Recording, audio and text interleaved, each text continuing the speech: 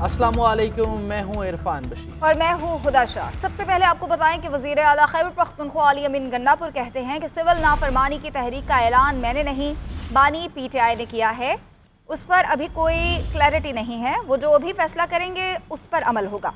ये समझते हैं कि हमें दबा लेंगे तो ये इनकी भूल है। बानी की रिहाई, मैंडेट की वापसी और गैर आइनी तरमीम की वापसी जैसे हुकूक मांग रहे हैं। आंसू गैस तो हमारे लिए परफ्यूम बन चुकी।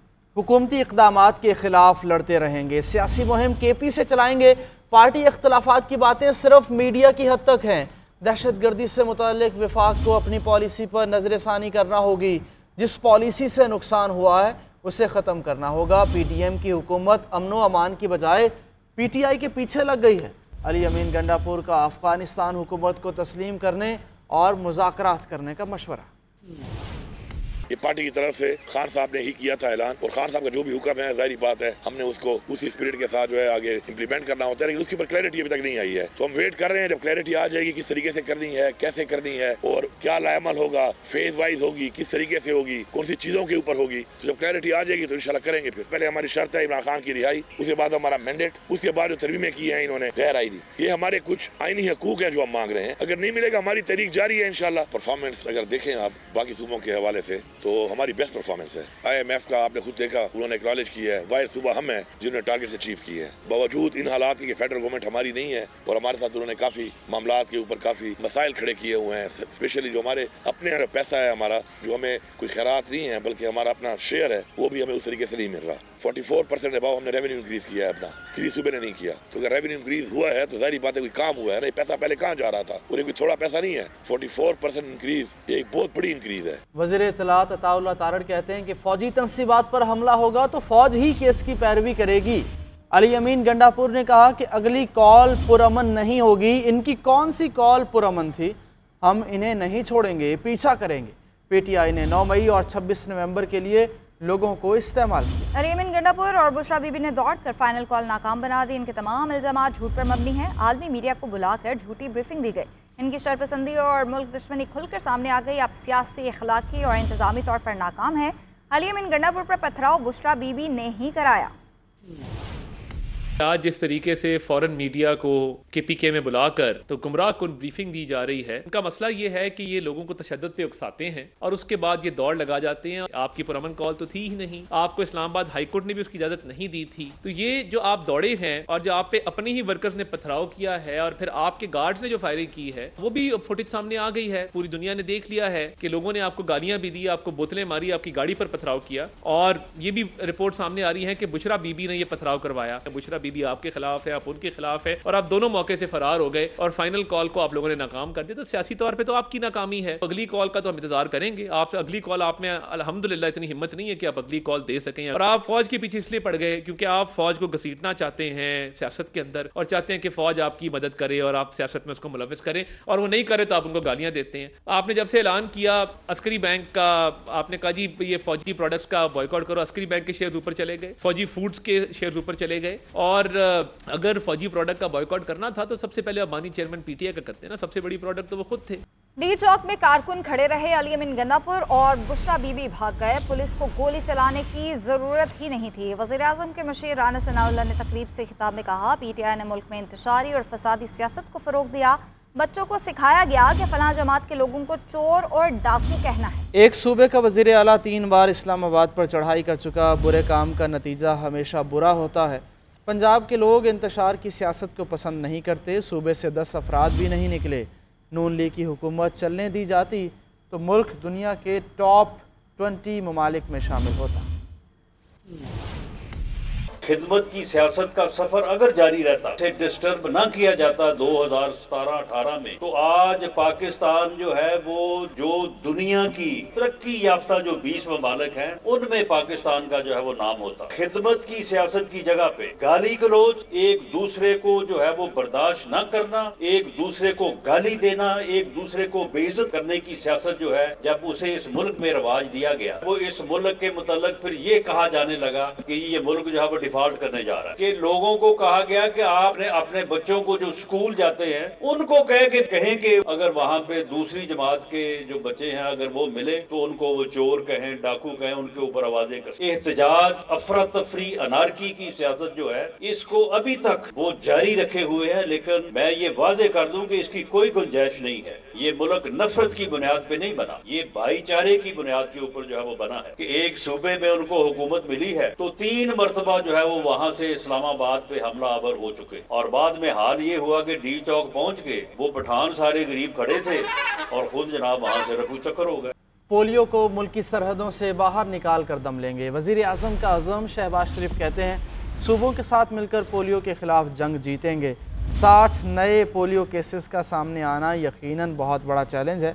पोलियो के खिलाफ जंग में ताउन पर आलमी शराकतदारों के शुक्रगुजार हैं। Saudi Arab Bill Gates foundation WHO का ताउन भी काबिल सताइश है। सिक्योरिटी चैलेंजेस वाले इलाकों में सिक्योरिटी इदारों का ताउन काबिल तारीफ है। बच्चों को पोलियो से बचाव के कतरे पिलाकर आज मुहिम का आगाज़ कर दिया। वालिदैन से दरख्वास्त है इंसदाद पोलियो मुहिम में हमारी मदद करें।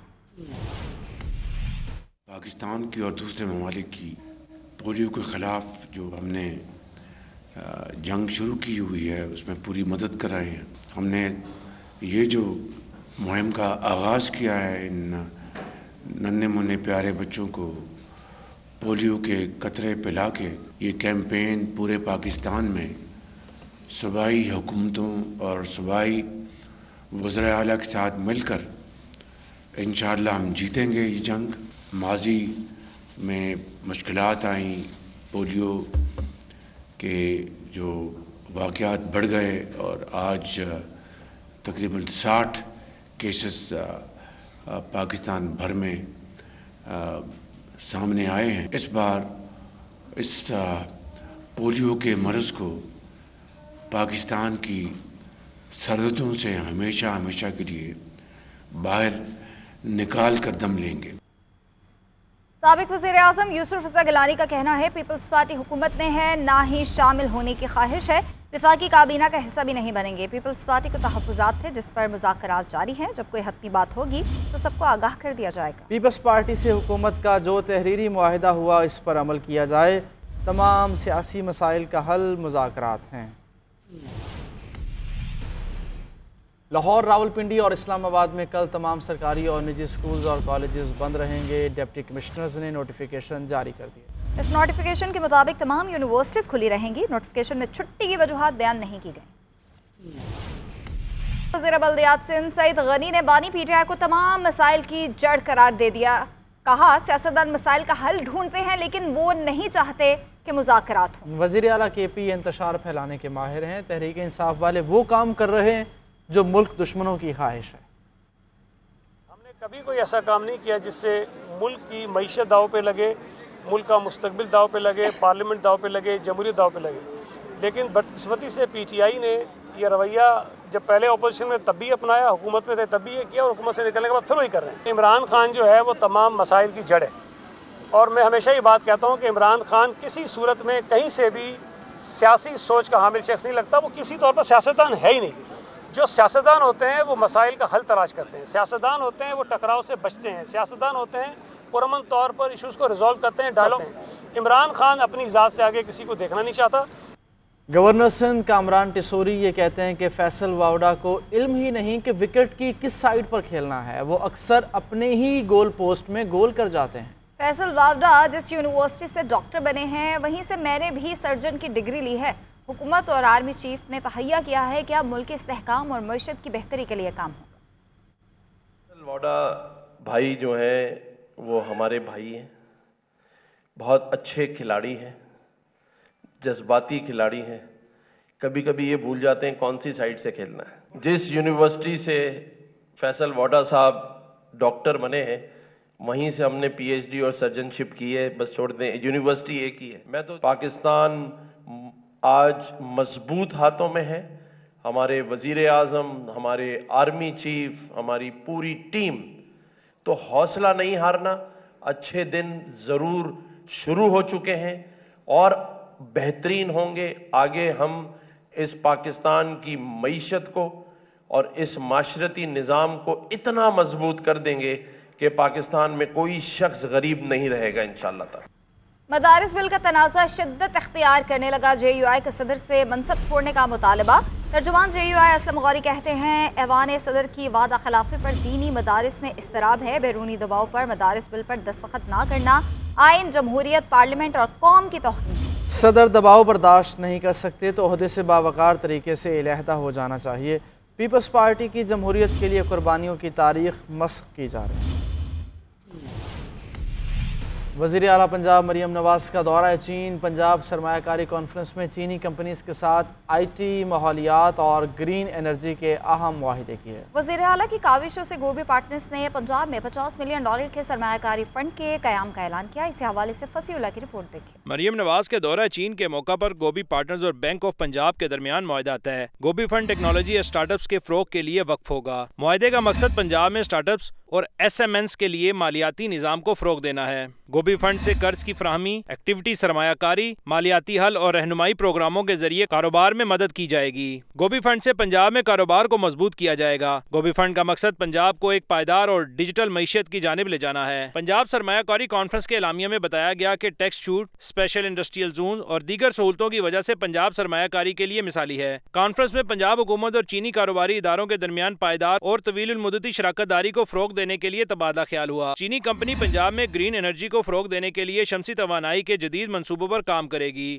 سولر این پلس پنجاب میں سینٹر کے قیام، اسٹڈی، کیپیسٹی بلڈنگ، جدید سولر ٹیکنالوجی متعارف کروانے کے لیے کام کرے گی۔ وزیر اعلیٰ پنجاب دورہ چین مکمل کر کے وطن واپسی کے لیے روانہ ہو گئیں۔ چیمپئنز ٹرافی پر پاک بھارت بورڈز کے درمیان تمام معاملات طے پا گئے۔ ذرائع کے مطابق آئی سی سی کی جانب سے آج یا کل باضابطہ شیڈیول جاری کر دیا جائے گا۔